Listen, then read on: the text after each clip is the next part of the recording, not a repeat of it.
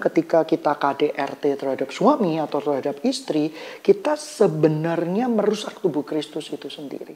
Itu setara dengan perzinahan. Mungkin lebih parah daripada perzinahan itu sendiri. Ada masa-masa tertentu, masalah-masalah tertentu yang membuat kita harus bersikap, boleh nggak cerai? Itu kita tidak bisa saklek.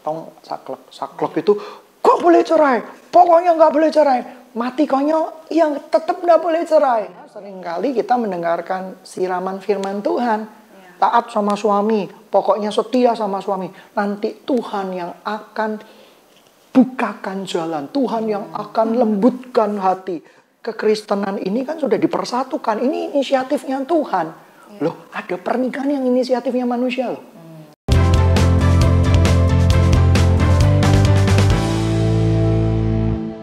Halo Sobat Ngero, kembali lagi bersama dengan kita di Ngerumpi Rohani. Ya, jadi hari ini kita akan kembali membahas seputar hal rohani ya.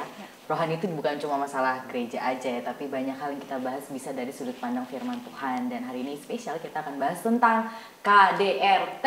Iya, kayak gitu. Pernah mengalami, Sandra? Jangan sampai. Kita belum pernah sih guys. Ada pelakunya. Jangan ya. gitu. Oke. Nanti nggak ada loh yang mau sama kita. Oh iya, ya udah ya mengerikan ya. Oke, by the way, wait, aku tuh jadi inget dulu pas aku kuliah pernah kita itu membahas tentang KDRT, tapi singkatannya tuh beda. Apa itu? Bilang dosennya gini, kekerasan dalam berpacaran. Oh gitu ya. Itu bibit kata dosen. Oh, kekerasan dalam berpacaran. Iya, oke ya. Oke ya. Nah, Langsung kalau aja ya. Ya, betul. Kita langsung aja membahasnya bersama dengan Pastor Daniel. Oke, shalom. Iya, silahkan. Jadi gimana Pastor? Menurut Pastor KDRT itu KDRT ya, kenapa? KDRT kekerasan dalam rumah tangga. Sebenarnya kenapa ini terjadi? Nah, biasanya ketika orang pacaran kita itu tidak membuka mata lebar-lebar. Tertutup. Iya. Gimana itu? Karena hormon yang sudah terlanjur suka, bahagia, love, dan akhirnya tertutup semua sifat-sifat yang buruk, tertutup semua, dan pokoknya kita selalu merasa bisa hidup bersama dengan orang itu. Tetapi sesungguhnya sebenarnya ketika kita berpacaran, Tuhan itu sudah memberikan warning kecil. Cuma kita abaikan warning itu karena cinta, gitu ya. atas nama cinta. Nah, pernikahan di dalam Kristen adalah 1 kali sampai selamanya. Nah, karena apa yang telah dipersatukan Tuhan tidak boleh dipisahkan oleh manusia. Sehingga mereka dua menjadi satu. Nah, problemnya kita garis bawah ini. Pernikahan yang dipersatukan oleh Tuhan. Bagaimana kita tahu pernikahan mana yang dipersatukan Tuhan? Mana yang tidak dipersatukan Tuhan? Pernikahan yang dipersatukan Tuhan itu atas inisiatif Tuhan, bukan inisiatif manusia. Contoh, orang yang menikah satu tidak cinta Tuhan, tapi ya karena pasangannya dia pura-pura cinta, pura-pura mengasihi Tuhan. Akhirnya apa? Akhirnya mereka menikah. Apakah itu bisa disebut dengan pernikahan yang dipersatukan Tuhan? Nah, pernikahan dipersatukan Tuhan itu bukan berarti ada yang beranggapan kalau sudah berkat turun, ya udah ini berarti dipersatukan Tuhan. Tapi kita punya sudut pandang yang berbeda. Karena apa yang dipersatukan Tuhan itu pasti mengandung nilai kebaikan.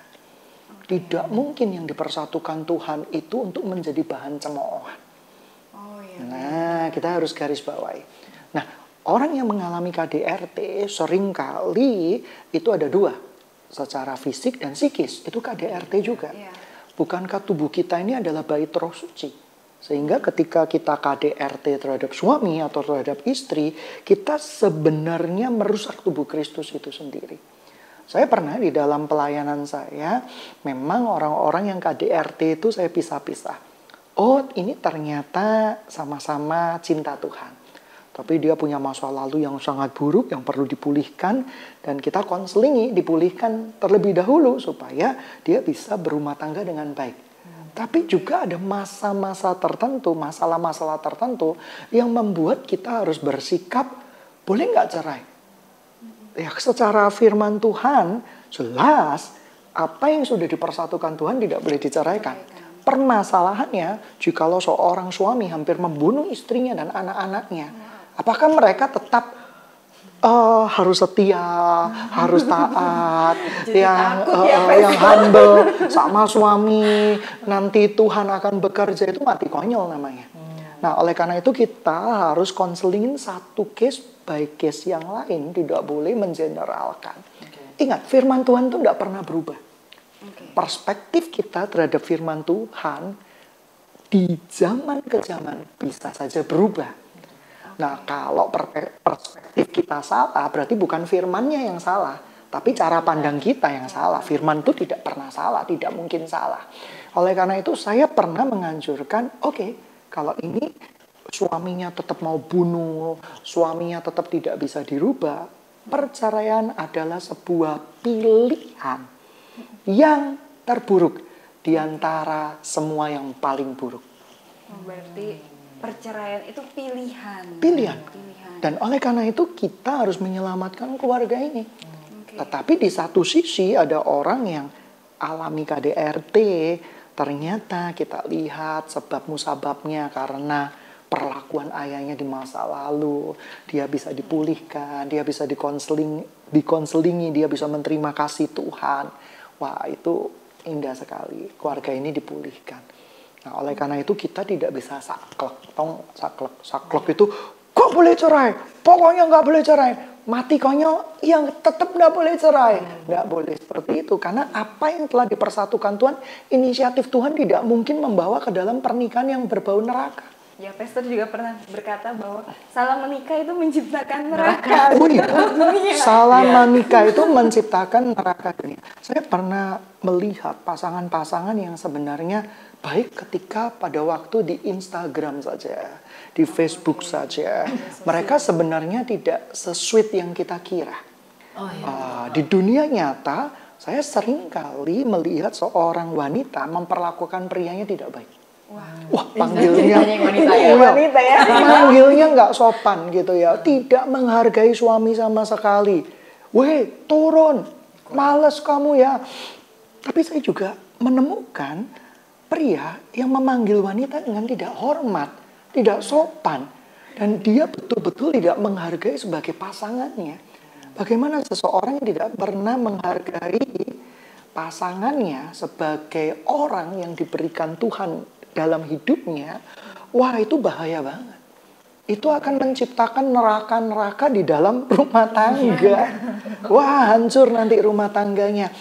Efek daripada rumah tangga yang hancur adalah anak-anak juga akan kehilangan figur bapak. Kehilangan kasih sayang orang tua dan akhirnya mereka akan susah berjumpa dengan pribadi Kristus. Nah, seperti itu. Jadi ubah kekerasan dalam rumah tangga itu menjadi kasih dalam rumah tangga, kesetiaan dalam rumah tangga, kemesraan dalam rumah tangga. Seperti itu. Jadi KDRT itu jelas-jelas jahat di mata Tuhan. Dan itu setara dengan perzinahan. Bahkan mungkin lebih parah daripada perzinahan itu sendiri. Gimana maksudnya itu, Pastor? Karena perzinahan itu melukai apa yang sudah dipersatukan Tuhan. Ya, dia menganggap orang lain, pria idaman lain, wanita idaman lain itu yang lebih baik di dalam hidupnya. Tetapi KDRT ini menyiksa tubuh yang merupakan bait suci Tuhan. Bukan hanya tubuh, mental disiksa, ya kan, psikis disiksa. Oleh karena itu banyak orang yang ketika konseling nih sama saya, boleh nggak bercerai, Pastor? Dilihat case by case. Ya. Berarti nggak bisa. Nggak bisa. Langsung. Nggak bisa. Oh, nggak boleh. Tidak atau boleh. boleh. Seperti itu. Kalau itu merusak tubuh Kristus, sudah nggak ada obat sama sekali. Dan betul-betul suaminya ini agak psikopat sedikit ya. Betul-betul ingin melampiaskan dendamnya, amarahnya, nggak bisa dibilang-bilangi. Daripada mati konyol. Iya, benar. Daripada mati konyol. Oleh karena itu, kekristenan harus bergerak terhadap isu-isu di akhir zaman ini. Nah, karena seringkali kita mendengarkan siraman firman Tuhan. Taat sama suami, pokoknya setia sama suami. Nanti Tuhan yang akan bukakan jalan, Tuhan yang akan lembutkan hati. Tapi di dalam kasus-kasus pelayanan tidak semudah itu, Ferguson. Tidak semudah itu. Banyak sekali orang-orang yang berakhir dengan tragis. Istrinya dipukuli luar biasa sampai mengalami gangguan mental, gangguan jiwa.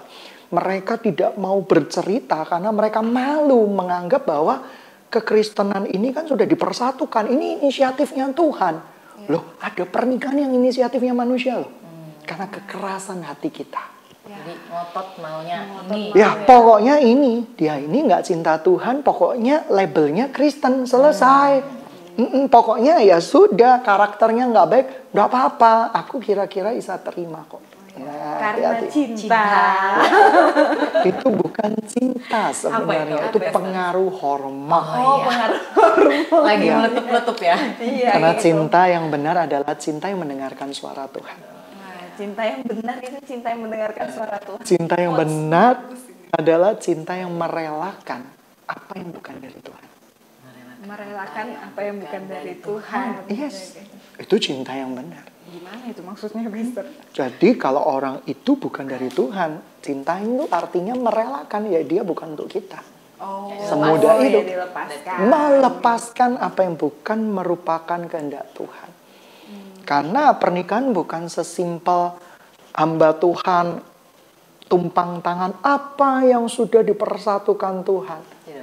Tidak boleh diceraikan oleh manusia. Siapa yang tahu ternyata laki-lakinya tidak cinta Tuhan. Tidak mengakui Yesus. Soalnya banyak juga tuh Pastor, ada kasus kan di YouTube ya, kita nonton gitu ya kan, kasus KDRT kan banyak ya, istrinya dipukuli gitu. Duh, pokoknya menakutkan. Jadi anaknya itu mau bantuin malah ikut dipukul, bahkan pakai tongkat besi loh Pastor. Jadi istrinya aduh kayak gitu. Itu wajib speak up. Tidak boleh menunggu terlalu lama. Kalau perlu laporkan ke pihak berwajib. Karena tidak bisa. Kalau orang ini sudah menjadi sebuah tabiat dan betul-betul menjadi sebuah tabiat yang merema di dalam hatinya, sudah nggak bisa dipilangin lagi sifatnya seperti itu, tidak takut lagi, ada pengancaman-pengancaman, kita wajib speak up. Tapi kan nggak semudah itu, Pastor. Kadang orang mau speak up ya, karena diancam. Karena Diancam, juga malu. Kebanyakan tuh karena malu. Oh, aku ini dari keluarga hamba Tuhan. Aku dari keluarga Kristen yang terpandang. Aku malu. Wajib speak up. Karena kita sama saja menutupi dosa, kesalahan, dan membuat anak-anak ya kan masuk di dalam penderitaan yang tidak berkesudahan. Ya, kita harus menutupi segala, kasih itu menutupi segala dosa dan pelanggaran, tapi tidak juga begitu aplikasinya. Ya, itu ayat yang sering kali dipakai, kasih menutupi segala pelanggaran. Bukan seperti itu maksud dan tujuan ayat itu. Nanti mungkin akan dijelaskan. Nanti ya, dijelaskan, di karena podcast, seringkali anak gitu. Tuhan tuh cocok logi. Banyak orang ya berkata bahwa saya ini mengeksegesa, padahal dia bukan eksegesa, dia eksegesis, ya kan? Oh, saya ini eksegesa, tapi sebenarnya eksegesis. Jadi kita dengan mudah bersilat lidah, oh kamu itu cuma bukan eksegesa tapi eksegesis. Wah, kamu itu tidak betul-betul menerangkan firman Tuhan. Nah, itu kan ada dasar pelajarannya. Mana yang eksegesa atau mencampur adukan dengan ide pribadi. Ada orang yang maling teriak maling, udah gak ngerti firman Tuhan, sok mengerti firman Tuhan. Padahal firman Tuhan sampai sekarang pun saya belajar terus. Karena firman Tuhan itu kekayaannya luar biasa sekali. Apa yang dulu saya pelajari, saya anggap betul, ternyata memiliki makna yang jauh lebih dalam lagi. Oleh karena itu harus berani belajar, anak Tuhan.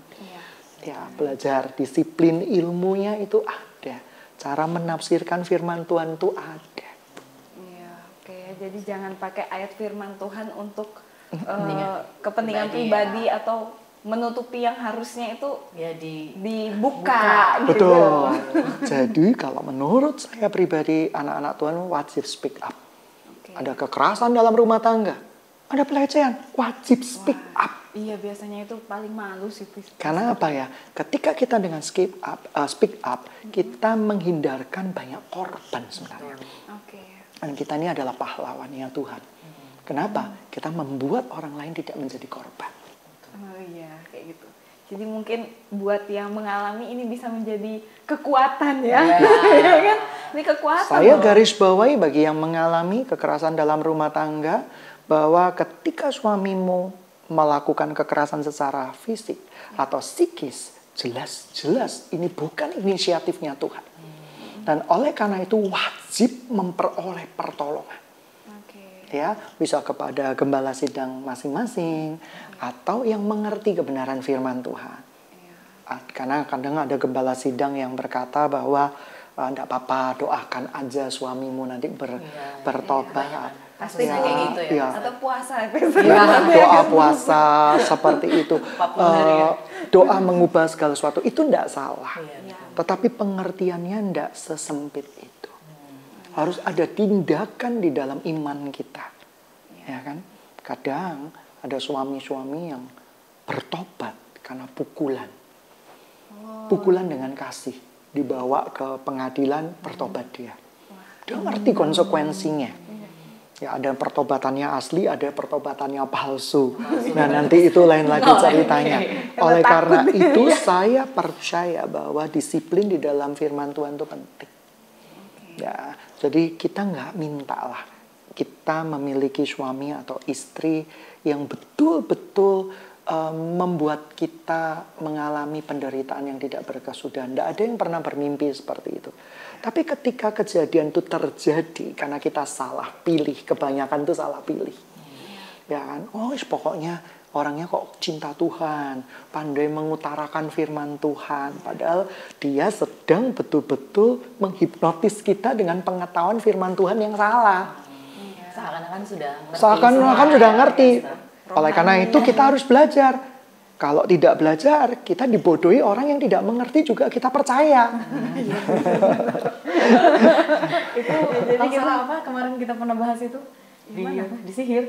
Oh iya, di sihir cinta. Sihir cinta, betul. Bahaya ini. Sihir cinta. Sihir dalam tanda kutip ya, karena pengertian sihir dalam kamus bahasa Indonesia adalah menggunakan praktek-praktek mantra. Tapi sihir dalam tanda kutip yang sihir yang didefinisikan ulang. Kalau mau tanya, kalau misalnya dalam bentuk kekerasan itu dalam bentuk psikis, tapi kadang orang nggak sadar kalau itu sebenarnya bentuk kekerasan dalam bentuk psikis itu gimana? Psikis itu melukai harkat martabat seseorang. Gitu aja nggak bisa. Bodoh kamu. Enggak kan kadang saking ininya, oh ya sudah nggak apa-apa, itu kan sebenarnya dia memang seperti itu. Kalau itu yang terjadi berarti pasangannya yang perlu dipulihkan. Dia tidak bisa membedakan mana yang baik mana yang salah. Iya dong, dia nggak bisa dong, karena sudah cinta, bingung ya? Dibilang bodoh, aku bahagia, aku memang bodoh gitu. Atau itu mengasihani diri ya, memang aku nih begini, gitu ya, nggak berdiri. Itu beda cinta kelas dewa itu, lu bahaya banget. Oleh karena itu kita perlu pasangan yang menghargai kita. Menghargai artinya hendaklah senantiasa kata-kata kita penuh kasih, mesra satu sama lain. Ada Kristus di dalamnya. Tidak ada satupun rumah tangga yang sempurna. Tetapi minimal kita memperoleh dasar yang sudah bagus terlebih dahulu dalam berumah tangga. Nanti Tuhan yang akan menumbuhkan, Tuhan yang akan menyempurnakan. Kalau dasarnya udah salah, ada badai, rumah kita akan hancur. Yes. Benar-benar ya, prinsip dasar bangunan. Ya, betul. Dasar bangunan. Dasar bangunan di dalam rumah tangga itu seorang istri dia harus humble. Seorang suami harus humble. Kalau suami tidak mau humble, istri tidak mau humble, susah. Bagaimana dia bisa taat kepada perintah Tuhan? Ya. Kalau yang terjadi yang di dalam pernikahan adalah pembenaran diri. Dan itu mengerikan sekali. Kita ini sebenarnya menceritakan pernikahan yang palsu di sosial media. Foto-foto, liburan bersama, ya kan, konten, ciuman mungkin di puncak gunung, effort ya, berenang di kawah, lah itu. Sesuatu yang dipertunjukkan betapa kita ini hidup di dalam bahagia. Sebenarnya itu hidup dalam kepalsuan. Ya, cinta yang benar, ya nggak apa-apa dipertunjukkan tuh nggak masalah. Tapi biasanya cinta yang benar itu orang yang di sekitarnya itu merasakan, kok enak ya, lihat suami istri ini kok adem, nggak pernah tengkar, gitu ya. Ada damai sejahtera yang melampaui segala akal, segala pikiran. Walaupun mereka nggak menunjukkan ya. Nggak menunjukkan. Perlu juga ya. Itu masalah berdua ya. Orang yang menunjukkan flexing sesuatu sebenarnya sedang menutupi sesuatu. Sebagian besar seperti itu, tidak semua. Tetapi orang yang flexing dia sedang menutupi sesuatu. Kita tahu kan ada berita-berita orang yang flexing dengan kekayaannya ternyata miskin. Ya, dia menutupi kemiskinannya dengan flexing. Gitu ya. Contoh ada konselor rumah tangga, dia menutupi kekurangannya di dalam rumah tangga dengan menjadi konselor. Wah, itu bahaya banget. Tambah malu sih kalau ada apa-apa. Ya, oleh karena itu saya percaya KDRT itu betul-betul Tuhan benci. Karena itu bukan inisiatif rencana Tuhan di dalam pernikahan. Oleh karena itu bagi pasangan-pasangan yang mengalami KDRT, jangan cerai dulu. Ya, harus konseling terlebih dahulu. Karena enggak bisa satu case dengan case yang lain penyelesaiannya berbeda-beda. Dan harus berani speak up. Harus berani speak up. Memutus mata rantai itu. Karena bagaimana kalau itu KDRT itu merusak masa depan anak-anak kita. Betul. Putus, diputus. Ya, lebih baik mereka tidak memperoleh figur ayah daripada mereka memperoleh figur ayah yang brengsek atau salah. Karena bapak lah yang akan menjadi ayahnya. Jadi itu kita bicara tentang KDRT. Sekian, terima kasih.